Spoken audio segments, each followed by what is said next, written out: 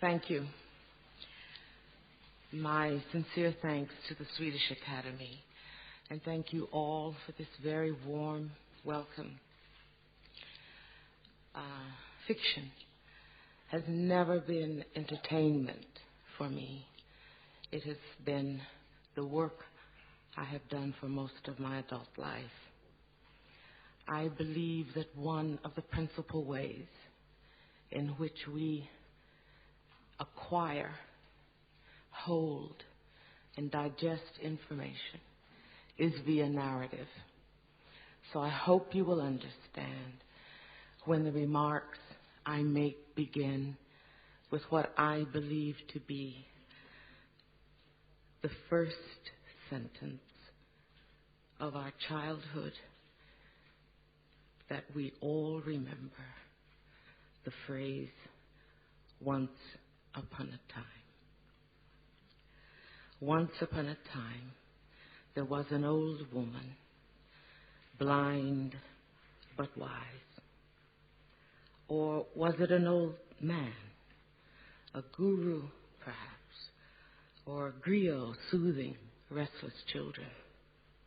I've heard this story, or one exactly like it, in the lore of several cultures. Once upon a time, there was an old woman, blind, wise. In the version I know, the woman is the daughter of slaves, black, American, and lives alone in a small house outside of town. Her reputation for wisdom is without peer and without question. Among her people, she is both the law and its transgression. The honor she is paid and the awe in which she is held reach beyond her neighborhood to places far away, to the city, where the intelligence of rural prophets is the source of much amusement. One day, the woman is visited by some young people who seem bent on disproving her clairvoyance and showing her up for the fraud they believe she is. Their plan is simple. They enter her house and ask the one question, the answer to which rides solely on her difference from them, a difference they regard as a profound disability, her blindness. They stand before her, and one of them says, "Old woman, I hold in my hand a bird. Tell me whether it is living or dead." She doesn't answer, and the question is repeated. Is the bird I am holding living or dead?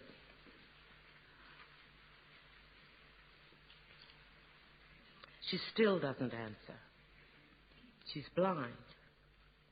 She can't see her visitors, let alone what is in their hands. She doesn't know their color, their gender, or their homeland. She only knows their motive. The old woman's silence is so long, the young people have trouble holding their laughter. Finally, she speaks, and her voice is soft but stern. "I don't know," she says. "I don't know whether the bird you are holding is dead or alive. But what I do know is that it is in your hands. It is in your hands." Her answer can be taken to mean, if it's dead, you have either found it that way or you have killed it. If it is alive, you can still kill it. Whether it is to stay alive, it's your decision. Whatever the case, it's your responsibility. For parading their power and her helplessness, the young visitors are reprimanded, told they are responsible not only for the act of mockery, but also for the small bundle of life sacrificed to achieve its aims. The blind woman shifts attention away from assertions of power to the instrument through which that power is exercised. Speculation on what, other than its own frail body, that bird in the hand might signify, has always been attractive to me, but especially so now, thinking as I have been about the work I do that has brought me to this company. So I choose to read the bird as language and the woman as a practiced writer. She's worried about how the language she dreams in, given to her at birth, is handled, put into service, even withheld from her for certain nefarious purposes. Being a writer, she thinks of language partly as a system, partly as a living thing over which one has control, but mostly as agency, as an act with consequences. So the question the children put to her, is it living or dead, is not unreal, because she thinks of language as susceptible to death, erasure, certainly imperiled and salvageable only by an effort of the will. She believes that if the bird in the hands of her visitors is dead, the custodians are responsible for the corpse. For her, a dead language is not only one no longer spoken or written. It is unyielding language, content to admire its own paralysis, like statist language, censored and censoring, ruthless in its policing duties. It has no desire or purpose other than maintaining the free range of its own narcotic narcissism, its own exclusivity and dominance. However moribund, it is not without effect, for it actively thwarts the intellect, stalls conscience, suppresses human potential. Unreceptive to interrogation, it cannot form or tolerate new ideas, shape other thoughts, tell another story, fill baffling silences. Official language, smitheried to sanction ignorance and preserve privilege, is a suit of armor, polished to shocking glitter, a husk from which the night departed long ago. Yet there it is, dumb, predatory, sentimental, exciting reverence in school children, providing shelter for despots, summoning false memories of stability, harmony among the public. She is convinced that when language dies out of carelessness, disuse, and absence of esteem, indifference, or killed by fiat, not only she herself, but all users and makers are accountable for its demise. In her country, children have bitten their tongues off and use bullets instead to iterate the voice of speechlessness, of disabled and disabling language, of language adults have abandoned altogether as a device for grappling with meaning, providing guidance, or expressing love. But she knows tongue suicide is not only the choice of children, it's common among the infantile heads of state and power merchants whose evacuated language leaves them with no access to what is left of their human instincts, for they speak only to those who obey or in order to force obedience. The systematic looting of language can be recognized by the tendency of its users to forego its nuanced, complex, midwifery properties for menace and subjugation. Oppressive language does more than represent violence. It is violence. Does more than represent the limits of knowledge. It limits knowledge. Whether it is obscuring state language or the faux language of mindless media, whether it is the proud but calcified language of the academy or the commodity-driven language of science, whether it is the malign language of law without ethics or language designed for the estrangement of minorities, hiding its racist plunder in its literary cheek. It must be rejected, altered, and exposed. It is the language that drinks blood, laps vulnerabilities, tucks its fascist boots under crinolines of respectability and patriotism as it moves relentlessly toward the bottom line and the bottomed out mind. Sexist language, racist language, theistic language, all are typical of the policing languages of mastery and do not permit new knowledge or encourage the mutual exchange of ideas.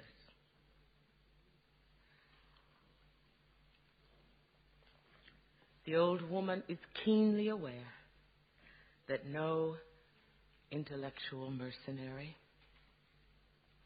nor insatiable dictator, no paid-for politician or demagogue, no counterfeit journalist would be persuaded by her thoughts. There is and will be rousing language to keep citizens armed and arming, slaughtered and slaughtering in the malls, courthouses, post offices, playgrounds, bedrooms, and boulevards. Stirring, memorializing language to mask the pity and waste of needless death. There will be more diplomatic language to countenance rape, torture, assassination. There is and will be more seductive, mutant language designed to throttle women, to pack their throats like pate-producing geese with their own unsayable, transgressive words. There will be more of the language of surveillance disguised as research, of politics and history calculated to render the suffering of millions mute, language glamorized to thrill the dissatisfied and bereft into assaulting their neighbors, arrogant, pseudo-empirical language crafted to lock creative people into cages of inferiority and hopelessness. Underneath the eloquence, the glamour, the scholarly associations, however stirring or seductive, the heart of such language is languishing, or perhaps not beating at all, if the bird is already dead.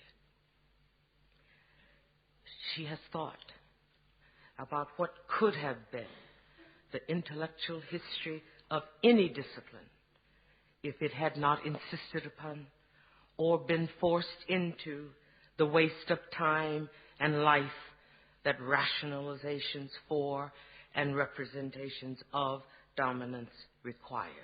Lethal discourses of exclusion, blocking access to cognition for both the excluder and the excluded.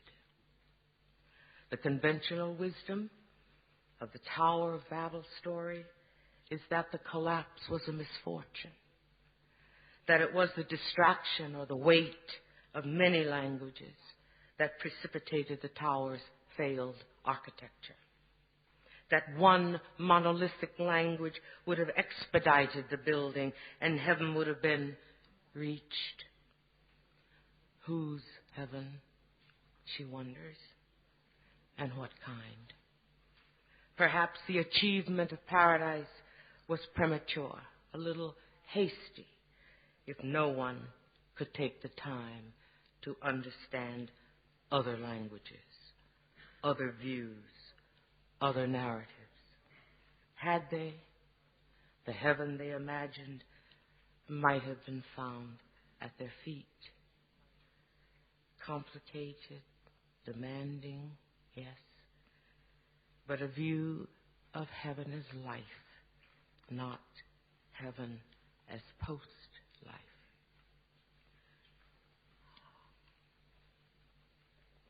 She wouldn't want to leave her young visitors with the impression that language should be forced to stay alive, merely to be.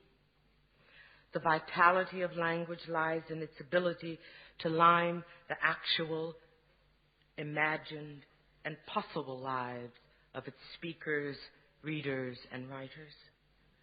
Although its poise is sometimes in displacing experience, it's not a substitute for it. It arcs toward the place where meaning may lie.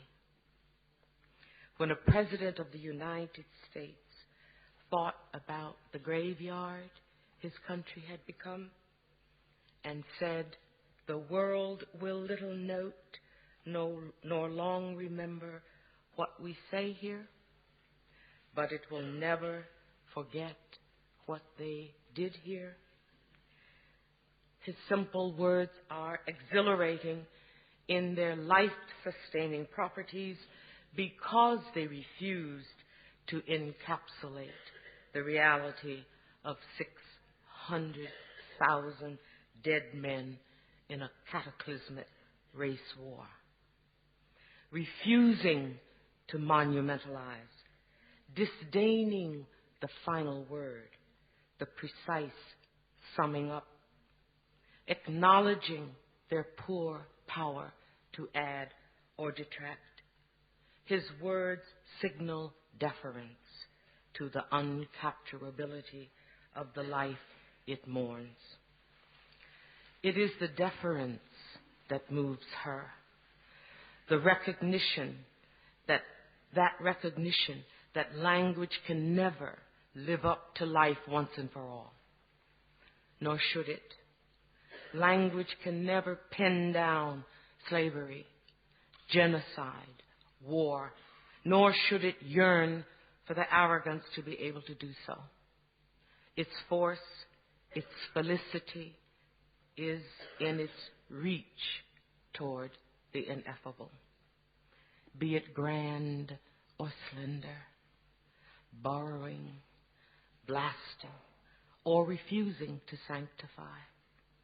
Whether it laughs out loud or is a cry without an alphabet, the choice word, the chosen silence, unmolested language surges toward knowledge, not its destruction.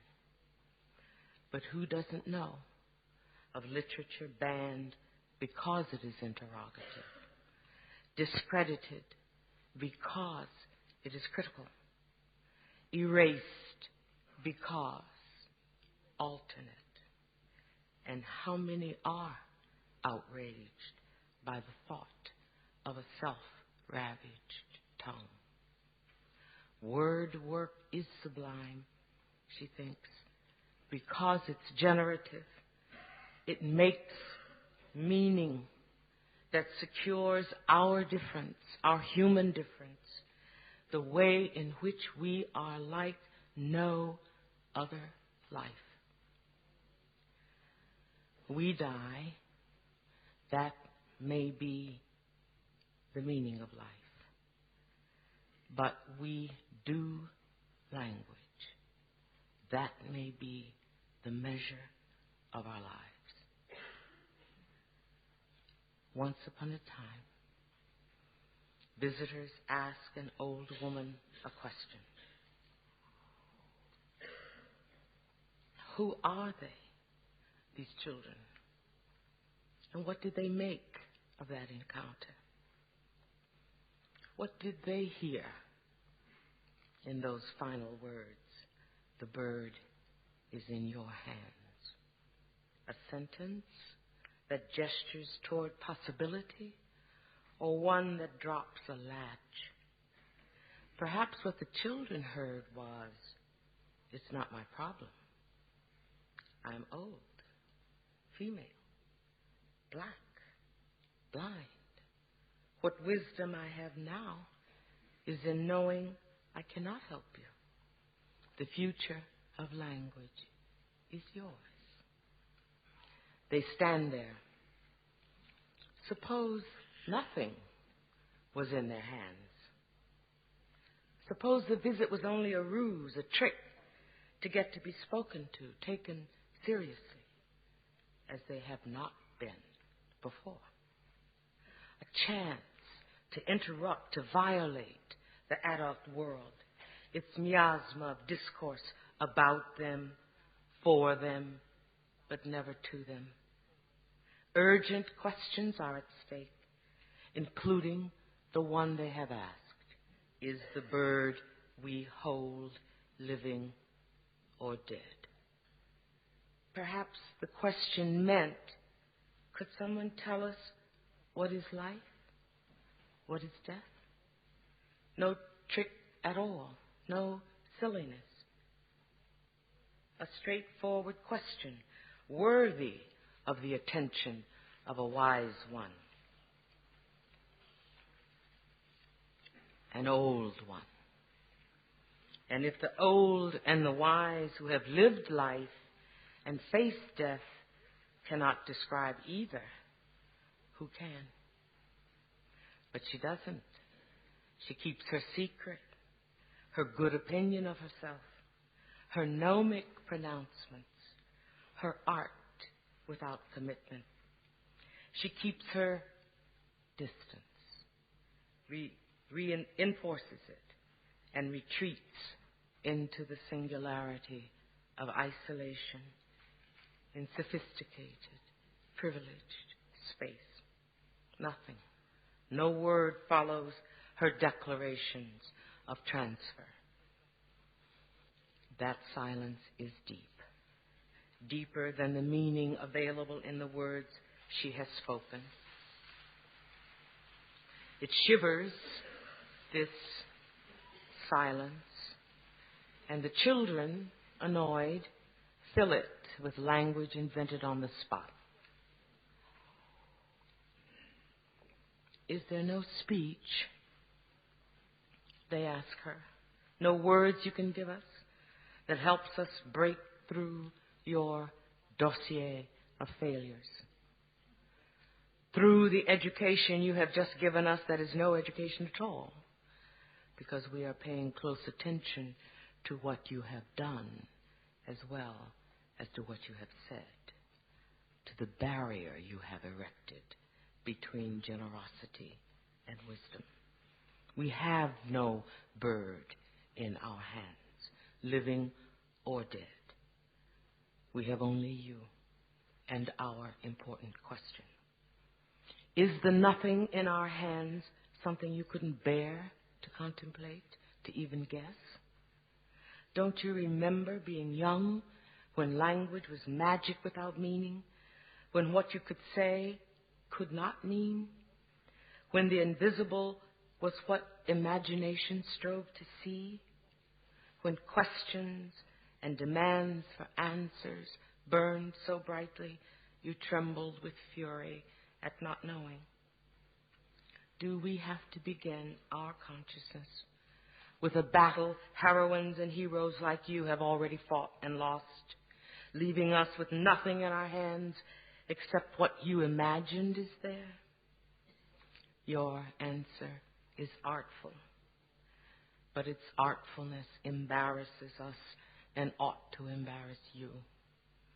Your answer is indecent in its self-congratulation, a made-for-television script that makes no sense if there is nothing in our hands.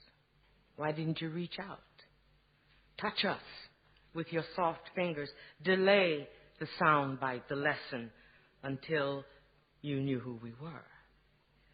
Did you so despise our trick, our modus operandi? You could not see that we were baffled about how to get your attention? We're young, unripe. We've heard all our short lives that we have to be responsible. What could that possibly mean in the catastrophe this world has become? Whereas a poet said nothing needs to be exposed since it's already barefaced. Our inheritance is an affront. You want us to have your old blank eyes and see only cruelty and mediocrity? Do you think we are stupid enough to perjure ourselves again and again with the fiction of nationhood? How dare you talk to us of duty when we stand waist deep in the toxin of your past? You trivialize us, and you trivialize the bird that is not in our hands. Is there no context for our lives? No song, no literature, no poem full of vitamins, no history connected to experience that you can pass along to help us start strong? You are an adult, the old one, the wise one. Stop thinking about saving your face. Think of our lives and tell us your particularized world. Make up a story. Narrative is radical, creating us at the very moment it is being created. We will not blame you if your reach exceeds your grasp. If love so ignites your words, they go down in flames and nothing is left but their scald. Or if, with the reticence of a surgeon's hands, your words suture only the places where blood might flow. We know you can never do it properly, once and for all. Passion is never enough, neither is skill. But try. For our sake and yours, forget your name in the street. Tell us what the world has been to you in the dark places and the light. Don't tell us what to believe, what to fear. Show us belief's wide skirt and the stitch that unravels fear's call. You, old woman, blessed with blindness, can speak the language that tells us what only language can, how to see without pictures. Language alone protects us from the scariness of things with no names. language alone is meditation. Tell us what it is to be a woman so that we may know what it is to be a man. What moves at the margin. What it is to have no home in this place. To be set adrift from the one you knew. What it is to live at the edge of towns that cannot bear your company. Tell us about ships turned away from shorelines at Easter, placenta in a field. Tell us about a wagon load of slaves, how they sang so softly their breath was indistinguishable from the falling snow, how they knew from the hunch of the nearest shoulder that the next stop would be their last, how with hands prayered in their sex they thought of heat, then suns lifting their faces as though it was there for the taking, turning as though there for the taking. They stop at an inn.